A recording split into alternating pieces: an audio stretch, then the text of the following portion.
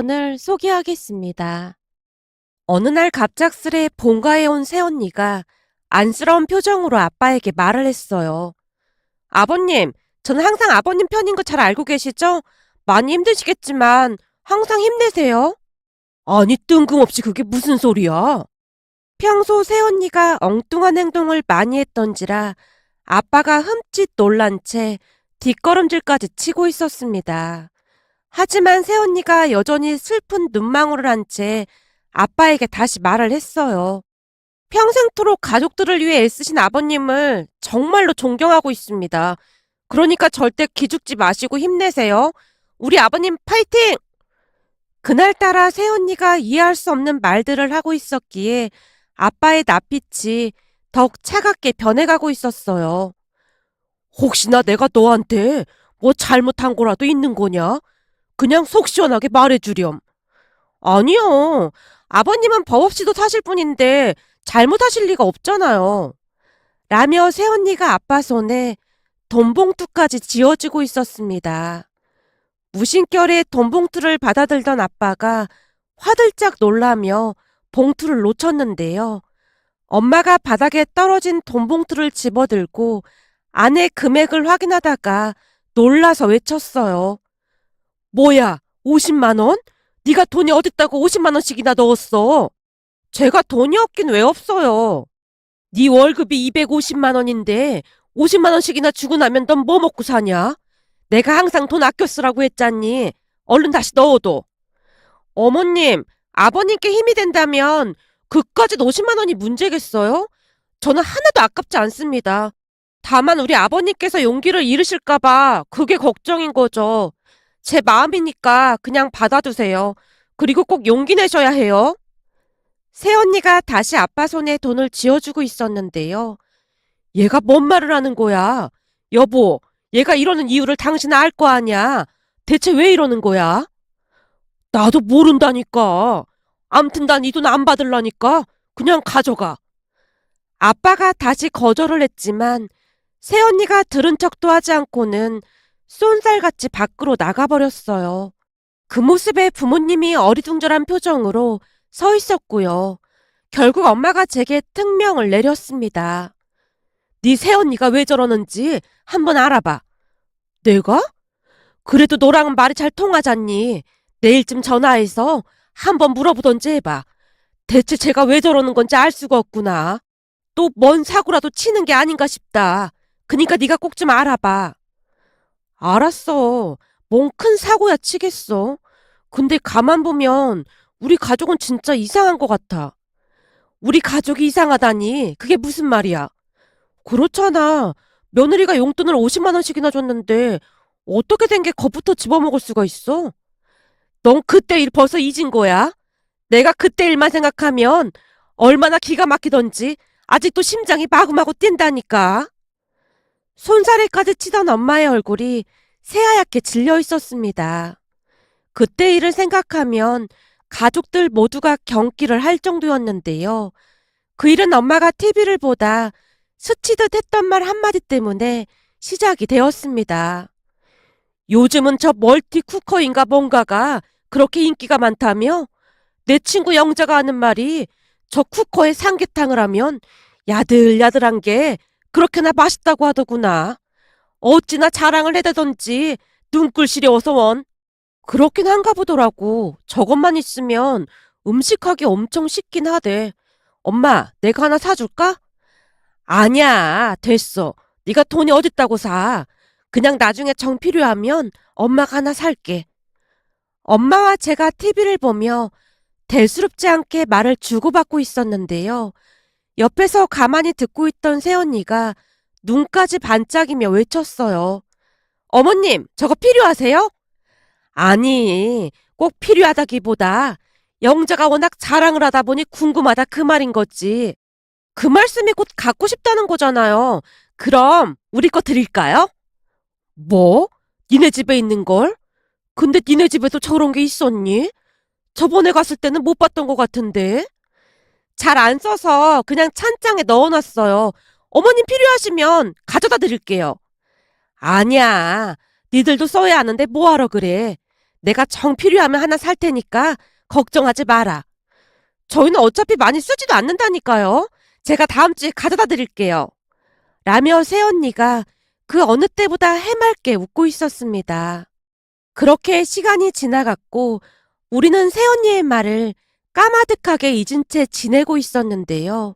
어느 주말 새언니가 뭔가를 잔뜩 들고는 집 안으로 들어왔습니다. 엄마가 새언니를 물끄러미 바라보다가는 입을 열었어요. 얘, 그게 뭐니? 무슨 짐이 그렇게나 많아? 어머님, 그때 제가 그 쿠커 가져다 드린다고 했잖아요. 뭐? 쿠커? 그걸 진짜 가져왔단 말이야? 조금 놀란 듯 했지만 곧 엄마의 입가에 미소가 번지고 있었어요. 어머님, 제가 약속 드렸잖아요. 제가 삼계탕 거리도 사왔으니까 우리 삼계탕에서 같이 먹어요. 근데 아버님은 오늘도 집에 못 들어오시는 거예요? 워낙 바쁜 사람이잖니. 그나저나 이 귀한 걸 줘서 미안해서 어떡하니? 미안하긴요. 새언니가 배시시 웃고 있었는데요. 엄마가 기쁜 표정으로 쿠커를 이리저리 돌려가며 구경하고 있었습니다. 근데 이거 산지 얼마 된 것 같지도 않은데 진짜 괜찮겠니? 그럼요. 그니까 제가 가져왔죠. 참 어머님, 이것도 엄청 좋아 보여서 같이 가져왔어요. 이건 뭔데? 이거 신상 착즙기인데 과일로 주스 만들어 먹으면 완전 맛있대요. 그래? 근데 이것도 니들 집에 있었던 거니?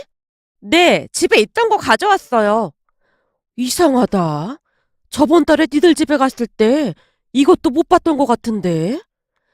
엄마가 잠시 고개를 갸우뚱거렸지만 곧 쿠커에 삼계탕을 하느라 깊게 생각하지 않는 듯해 보였어요. 그 뒤 우리는 삼계탕을 만들어서 맛있게 먹었습니다. 삼계탕을 먹던 엄마가 감탄하듯 말을 했어요.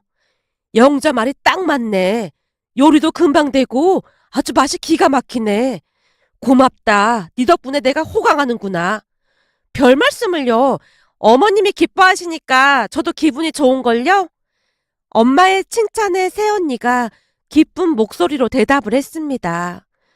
그런데 그 쿠커와 착즙기로 인해 집안이 발칵 뒤집어질 줄 누가 알았겠습니까?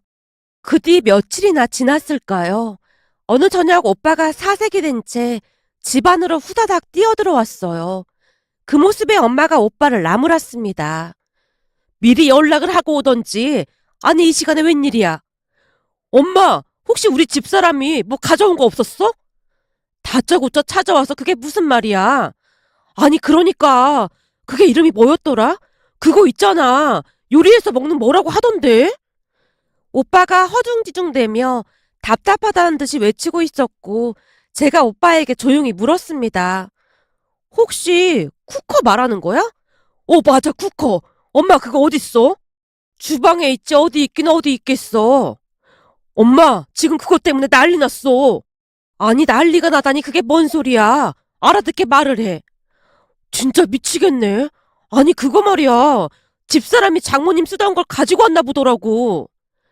오빠가 머리를 절레절레 흔들며 자초지종을 설명했는데요. 알고 보니 새언니가 사돈어르신 댁에 있던 것들을 몰래 가지고 나왔다고 했습니다.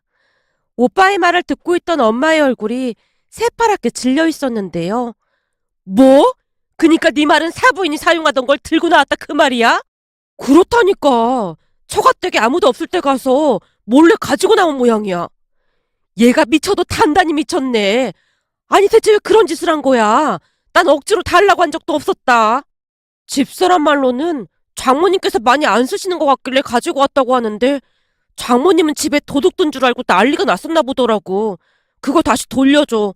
가져다 드려야 할 것 같아. 오빠가 주방으로 들어가고 있었지만 엄마가 오빠를 뜯어말렸습니다. 그걸 어떻게 다시 가져다 드려? 새 걸로 사드리던지 해야지. 내가 니들 때문에 제명에 못 살겠다. 그런가? 다시 사드려야 하나? 그렇지. 그거 여기 온 뒤로 내가 주구장창 썼는데 그걸 어떻게 다시 가져다 드려? 내가 다시 사서 내일 사부인한테 가져다 드릴 테니까 넌 그냥 돌아가 있어. 아니야. 그럼 내가 사서 가져다 드릴게. 처남 전화 받고 너무 놀라서 뛰어왔거든. 세상에나 사부인이 얼마나 놀랐겠어. 내가 창피해서 얼굴을 못 들겠다. 엄마가 손으로 얼굴을 가린 채 소파에 털썩 주저앉았는데요. 오빠가 미안한 듯 엄마를 달랬습니다. 엄마, 내가 장모님께 잘 말해놨으니까 너무 걱정은 하지 마. 근데 네 처는 지금 어쩌고 있는 거야? 장모님이 오셔서는 귀 자꾸 끌고 가셨어. 세상에나, 내가 진짜 미치고 팔짝 뛰겠다. 엄마가 급히 안 사둔 어르신께 전화를 하고 있었습니다. 사부인, 제가 뭐라 드릴 말씀이 없습니다. 정말 죄송합니다. 아닙니다. 제 불찰입니다. 예, 정말 죄송합니다. 통화를 하던 엄마가 전화를 끊고 있었기에 제가 엄마에게 물었어요. 사돈 어르신이 뭐라고 하시는데? 사부인이야. 그냥 미안하다고 할 뿐이지. 그 뒤에 엄마가 새 제품으로 사서 가져다 드렸는데요. 안 사돈 어르신이 굳이 받지 않겠다고 해서 결국에는 환불을 했습니다. 며칠 뒤 엄마가 새언니를 야단쳤고요. 네가 제정신이니? 아니 사부인이 쓰시던 걸 가지고 오면 어떻게 하자는 거야? 내 입장이 뭐가 되겠어? 그게 어머님도 알다시피 아빠가 가전제품 회사 다녀서 집에 안 쓰는 가전제품이 엄청나거든요. 그래서 그냥 표시 안 나겠거니 하고 가져왔는데 딱 걸렸어요. 근데 엄마도 며칠 동안은 몰랐다고 하는 거 있죠? 그게 무슨 뜻이겠어요? 엄마가 안 쓰고 있던 게 확실하다니까요. 자랑이다 자랑이야. 너 한 번만 더 그러기만 해봐. 엄마가 새언니를 있는 대로 노려보고 있었지만 새언니는 그저 해맑게 웃고 있을 뿐이었습니다. 새언니가 천진난만해서 그런 것인지는 잘 모르겠지만 새언니가 사는 세상은 모든 것이 즐겁고 행복한 일들만 가득한 듯해 보였어요. 그 일뿐만 아니라 그 뒤에도 여러 사건들이 많이 있었기에 부모님은 새언니가 뭔가를 주면 의심부터 하고 받습니다. 그런데 그날 새언니가 아빠에게 50만 원씩이나 현금으로 주자 부모님이 깜짝 놀랄 수밖에요. 결국 다음날 제가 새언니를 찾아가서 진지하게 물었습니다. 언니, 제가 진짜 궁금해서 한숨도 못 잤거든요? 왜요? 뭐가 궁금해요? 아니, 어제 아빠한테 왜 50만 원씩이나 드린 거예요? 아, 그거요. 제 입으로는 절대 말 못해요. 이건 아버님과 제 의리의 문제거든요. 전 아버님께서 먼저 말하실 때까지 절대 말 못해요. 새언니가 손가락을 입 가까이 대고 지퍼를 닫는 듯한 흉내를 내고 있었어요. 언니, 절대 말 안 할 테니까 저한테만 말해보세요. 대체 무슨 일인데 그래요? 아가씨, 지금 아버님 무진장 힘들어하고 계시니까 잘 챙겨주셔야 해요. 제가 말씀드릴 수 있는 건 붕어빵이라는 말밖에 못할 것 같아요. 붕어빵이요? 그게 무슨 말이에요? 절대 말 못해요. 새언니가 입을 닫은 채 더 이상 말을 하지 않았어요. 잠시 후 집에 돌아온 제가 아빠에게 물었습니다. 아빠, 혹시 붕어빵이 무슨 말인 줄 알아? 붕어빵? 그게 무슨 말이야? 아니, 새언니가 말하길 지금 아빠가 무진장 힘든 상황이라고 하면서 붕어빵이라고 하던데 그게 무슨 말이야? 제 물음에 아빠가 곰곰이 뭔가를 생각하는 듯 했는데요. 곧 생각이 난 듯 큰 소리로 외쳤습니다. 아, 붕어빵? 아, 진짜 환장하겠네.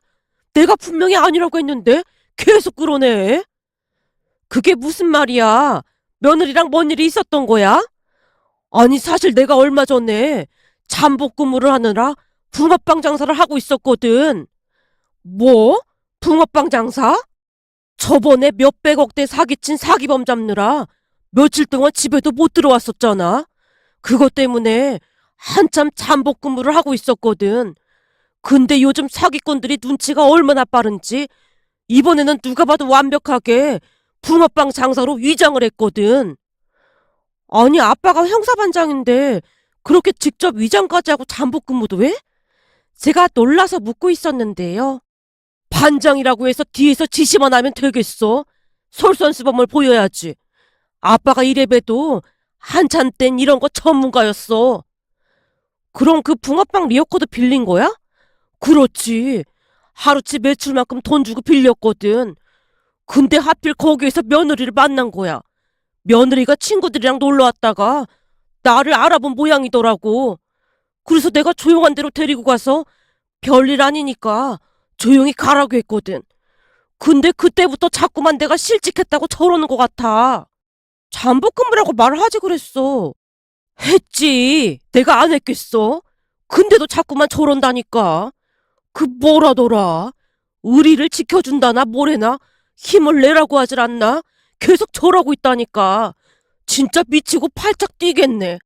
이건 뭐 말을 해줘도 이해도 못하고 그냥 경찰 일이 힘들어서 그만둔 걸로 안다니까. 사기범도 못 잡아서 환장하겠는데 며느리까지 속 터지게 하네. 그래도 새언니가 참 착하긴 하네. 아빠가 걱정돼서 그런 거잖아.